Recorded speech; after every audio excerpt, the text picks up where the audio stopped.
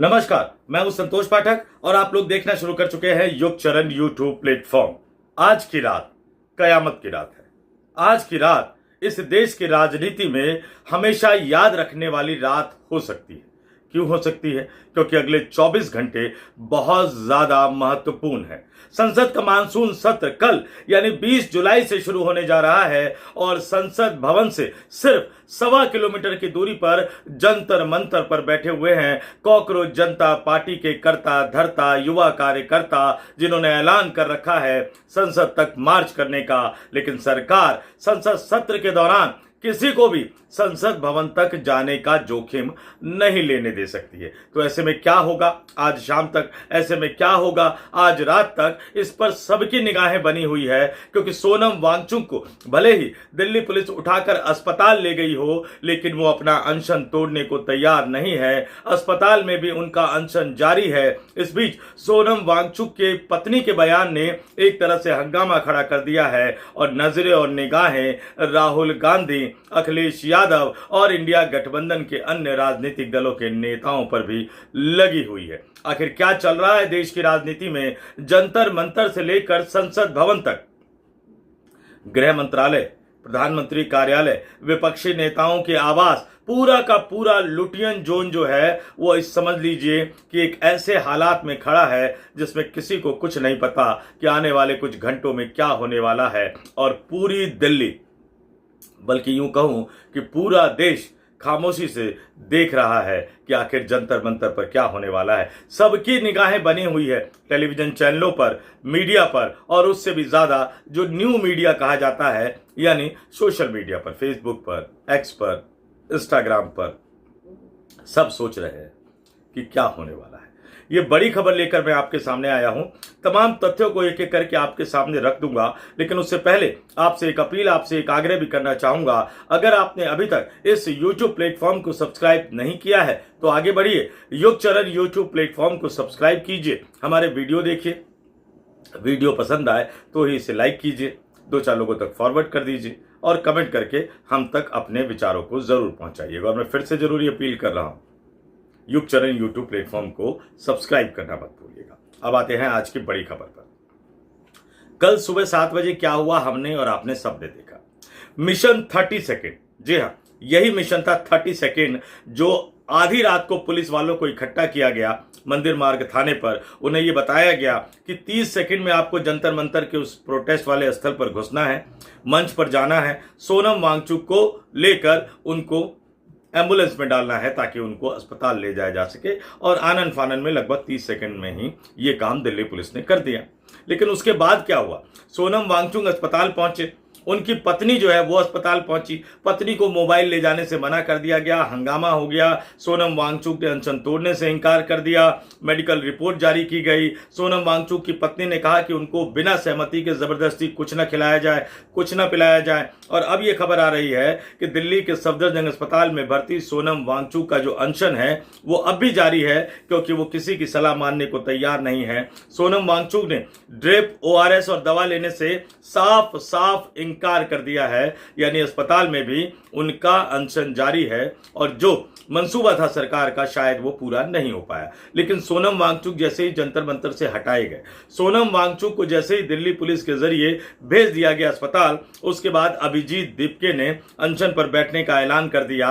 अभिजीत दीपके अनशन पर बैठे हुए हैं। जंतर मंतर पर लोगों की भीड़ जो है वो लगातार बढ़ती जा रही है, तेजी से बढ़ती जा रही है। और आज 19 जुलाई की तारीख है और महज कुछ घंटे बाद जब कैलेंडर में तारीख बदल जाएगी, यानी 20 जुलाई की तारीख शुरू हो जाएगी, आज आधी रात को 11:59 के बाद यानी 12 बजे के बाद तारीख हो जाएगी 20 जुलाई। और उसके बाद सबकी निगाहें इस बात पर बनी रहेगी, सबकी निगाहें इस बात पर टिकी रहेगी कि 11 घंटे बाद क्या होगा। जी हाँ, जैसे ही घड़ी की सुई में, जैसे ही तारीख के कैलेंडर में 20 जुलाई की तारीख आ जाएगी, उसके 11 घंटे बाद यानी कल 11 बजे संसद के दोनों सदनों की कार्रवाई शुरू होगी। संसद का मानसून सत्र शुरू होगा और परंपरा के मुताबिक संसद की दोनों सदनों की कार्रवाई जो कि 11 बजे शुरू होगी, उसके शुरू होने से कुछ देर पहले प्रधानमंत्री नरेंद्र मोदी आएंगे और मीडिया कर्मियों को संबोधित करेंगे, वो किस मसले पर बोलेंगे, क्या बोलेंगे, हमें इनका इंतजार करना पड़ेगा। लेकिन मोटे तौर पर वो संसद सत्र के लिए बोलते हैं,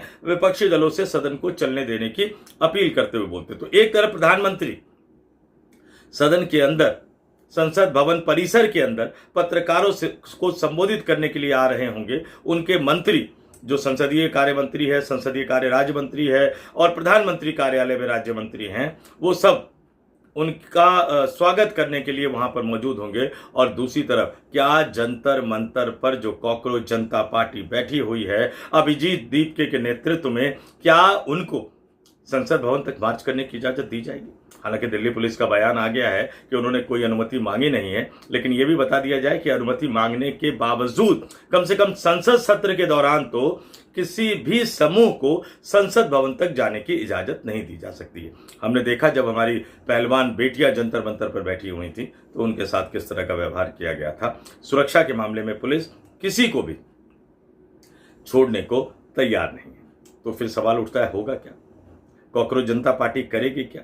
इस बात को आप समझिए। कॉकरोच जनता पार्टी 17 दिन, 18 दिन, 19 दिन बैठी हुई थी, लेकिन जैसे ही पॉलिटिकल पार्टी की एंट्री हुई, और बड़े दिग्गज पॉलिटिकल पार्टी की, पहले उन्होंने सोशल मीडिया पर सोनम वांगचुक से अनशन तोड़ने की अपील की, लेकिन उसके बाद जब अखिलेश यादव ने भेज दिया अपनी पत्नी और चचेरे भाई को, जो कि लोकसभा सांसद भी है, डिंपल यादव, धर्मेंद्र यादव, कांग्रेस पार्टी के राष्ट्रीय संगठन महासचिव के.सी. वेणुगोपाल ने सोनम वांगचुक से अनशन तोड़ने की अपील भी कर दी।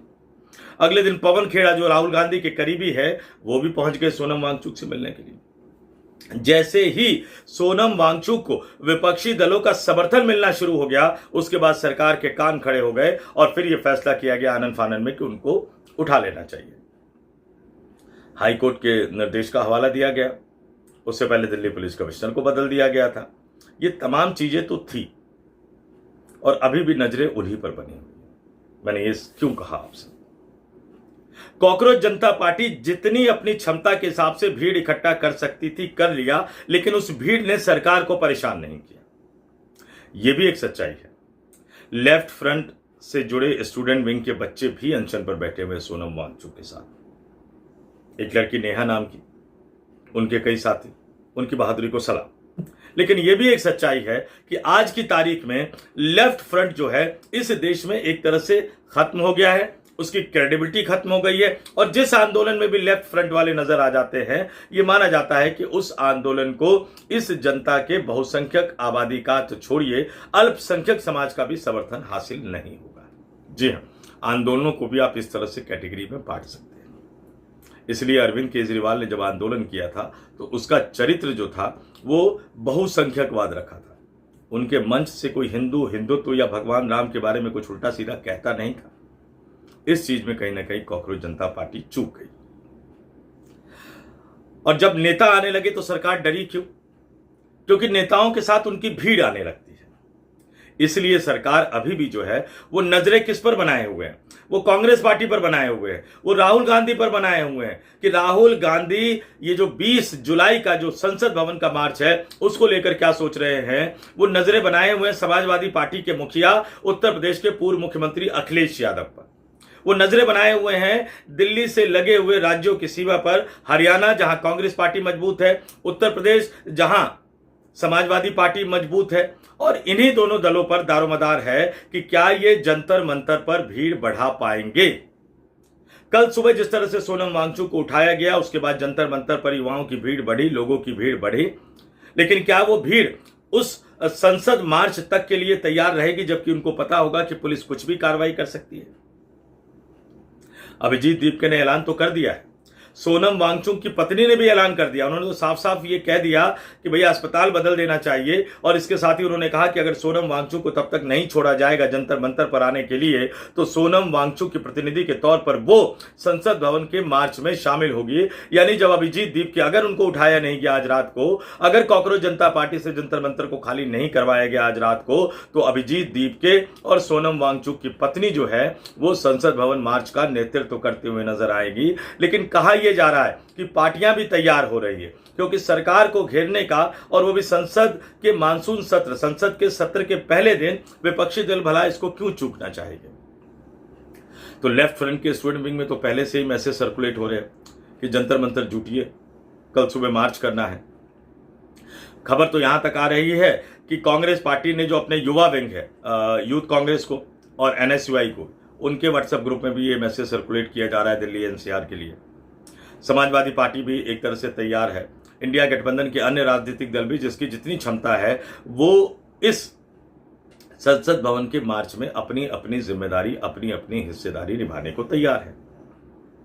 अब सवाल उठ रहा है कि जो खबर चारों तरफ है कि ये लोग भी, इनके भी युवा कार्यकर्ता जा सकते हैं और तब कॉकरोच जनता पार्टी का जो संसद भवन का मार्च है उसमें ऐसी भीड़ इकट्ठी हो जाएगी जिसको कंट्रोल कर पाना संभव नहीं है। तो क्या पुलिस इनको कल सुबह तक जंतर मंतर बैठने देगी? क्या पुलिस इनको संसद भवन तक मार्च करने की इजाजत देगी? और अगर ये संसद भवन तक बैठे रहे, अगर ये बैठे रहे जंतर मंतर पर कल सुबह तक और ये संसद भवन की मार्च करने की तैयारी करें, दिल्ली पुलिस रोकने की तैयारी करे, तो फिर क्या जंतर मंतर पर कुछ ऐसा हो सकता है जो अप्रिय हो, जो अच्छा ना लगे, जो लोकतंत्र के लिए अच्छा ना हो? क्योंकि आप इस पूरे परिदृश्य को समझिए। जंतर मंतर पर जहां वो बैठे हुए हैं, यहां से 1-1.25 किलोमीटर दूर पर ही संसद भवन है। 2 रास्ते उनके पास हो सकते हैं, या तो वहां से सीधे जाए और बृजभूषण शरण सिंह के आवास को क्रॉस करते हुए गोल चक्कर पर पहुंचे और वहां से वो अशोका रोड की तरफ मुड़ जाए और आगे जाकर, अशोका रोड की तरफ मुड़कर आगे जाकर वो जो यूएनआई की बिल्डिंग हुआ करती थी उसके सामने से जाए या रिजर्व बैंक ऑफ इंडिया के सामने से जाए। अगर वो संसद भवन के गेट तक पहुंच गए तो फिर कुछ भी हो सकता है, दिल्ली पुलिस ये कदापि नहीं चाहेगी। रूट कई है। क्या संसद भवन से पहले का जो गोल चक्कर है, जो मैं बता रहा हूं, पहले योजना आयोग हुआ करता था, योजना भवन का दफ्तर, योजना आयोग का दफ्तर अब नीति आयोग हो गया है, क्या उस गोल चक्कर तक जाने की इजाजत दी जा सकती है? या जहां यूएनआई की बिल्डिंग है, क्या वहां तक जाने की इजाजत दी जा सकती है? क्योंकि उससे आगे अगर गए तो फिर माहौल खराब होते हुए देर नहीं लगेगी और कम से कम सरकार और दिल्ली पुलिस इस बात की इजाजत तो नहीं दे सकती, क्योंकि जैसे ही आप यूएनआई की बिल्डिंग से आगे बढ़ेंगे तो फिर वीपी हाउस आ जाएगा।